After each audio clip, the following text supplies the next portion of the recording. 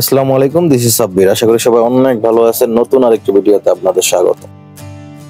Basically অনেকদিন আগের করা ভিডিও। এই ভিডিওটা আসলে যখন আমাদের দেশ দ্বিতীয়বারের মতো স্বাধীন হয়, তারপরে আসলে এই ভিডিওটা করা। তখন আসলে ট্রাফিক পুলিশ রাস্তায় ছিল না, তার পরিবর্তে আমাদের সাধারণ যে শিক্ষার্থী ভাইয়েরা আছে তারাই আসলে ট্রাফিক কন্ট্রোল করছিল। দেখেন, অনেক রাস্তার পাশে অনেক ভাইয়া আছে, আমাদের ভাই আছে, বোন আছে, সবাই আছে। আর জায়গাটা হচ্ছে ডেমরা স্টাফ কোয়ার্টার। আর এই স্টাফ কোয়ার্টারের কথা আসলে না বললেই নয়। স্টাফ কোয়ার্টার আগে যে পরিমাণ হ্যাসেল ছিল, গ্যাদারিং ছিল, আনবিলিভেবল। অনেক অনেক অনেক অনেক ঝামেলা পোহাই দিত। স্পেশালি পুলিশেরও একটু হয়রানি ছিল, একটু না ভালো হয়রানি ছিল। পুলিশ অলওয়েজ ট্রাই করতো বাইকার যারা আছে বা সাধারণ ড্রাইভার যারা আছে অন্যান্য গাড়ি, তাদের একটু হয়রানি করার জন্য। হয়রানি বলতে কাগজপত্র থাকা সত্ত্বেও তাদের হয়রানি করার ট্রাই করতো, এবং যাদের তো কাগজপত্র থাকতো না তাদের তো মামলা দেওয়ার কথা বলে অনেক টাকা তাদের থেকে নিয়ে নিত। এটা আসলে বলা বাহুল্য রাখে না। বাট আলহামদুলিল্লাহ অনেক ছাত্র ভাইরা অনেক ভালো কন্ট্রোলিং করছে। পুরো রাস্তার আসলে গেট আপ চেঞ্জ করে দিছে, দেয়ালের রং করে, কালার করে, সবকিছু মানে পুরো চেঞ্জ হয়ে গেছে। বাট আসলে ভিডিওটা অনেকদিন আগের করা, তো গ্যালারিতে দেখলাম বিদায় ভিডিওটা নিয়ে কোনো আলোচনা করতে চাইলাম, মনে হলো যে একটু আলোচনা করি। আর এখন যে বর্তমান অবস্থা, ছাত্র ভাইরা ওইভাবে নাই রাস্তায়। আমাদের ট্রাফিক পুলিশরাও ধীরে ধীরে রাস্তার দিকে আসতেছে, বাট আগের মতো আবার সবকিছু হয়ে গেছে।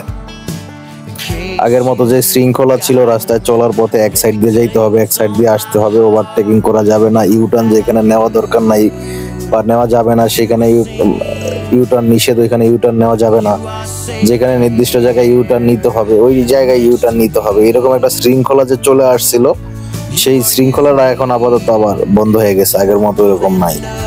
এই জিনিসটা দেখে আসলে খুব খারাপ লাগলো। কারণ হচ্ছে আমরা আসলে সারা জীবন ওই যে আরেকজনের উপর ডিপেন্ড করে থাকলে চলবে না। এটা আমি নিজে সহ সবার কাছে আমার একটা মেসেজ, যে আমি আরেকজনের উপর ডিপেন্ড করে থাকলে চলবে না। যে ট্রাফিক পুলিশ আমাদের কন্ট্রোল করবে, কিংবা ছাত্র ভাই বোনেরা আমাদের কন্ট্রোল করবে, তারপর আমরা ঠিকভাবে চলাফেরা করব।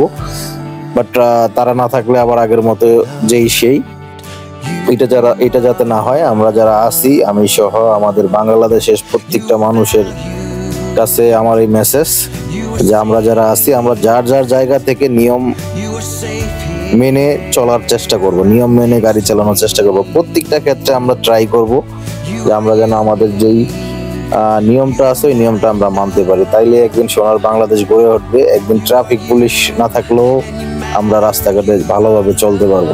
শিক্ষার্থী ভাইরা হয়তো বা রাস্তায় না থাকলেও আমরা ভালোভাবে চলতে পারবো। এজন্য প্রত্যেকটা মানুষের উচিত যে যার যার জায়গা থেকে 100% নিয়ম মেনে চলা।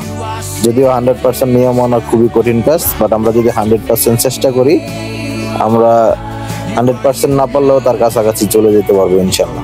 তাইলে এই রাস্তাঘাটে বিভিন্ন জায়গায় কোনো ধরনের ঝামেলা থাকবে না, খুব সুন্দর বাংলাদেশ আমরা দেখতে পাবো। তো ভিডিওটা করার উদ্দেশ্য হচ্ছে, আসলে আগের মতো অবস্থানটা নাই, আগে যেরকম সুন্দর শৃঙ্খল ছিল এটা নাই। আসলে ভিডিওটা মনে হলো যে না, এটা নিয়ে একটু কথা বলি, এই জন্য ভিডিওটা মেক করা। আশা করি সকলের কাছে আজকে ভিডিওটা ভালো লাগবে। সবাই ভালো থাকবেন, সুস্থ থাকবেন, সবাই বাংলাদেশে নিয়ম মেনে চলাফেরা করার চেষ্টা করবেন। আমার জন্য দোয়া করবেন। আসসালামু আলাইকুম।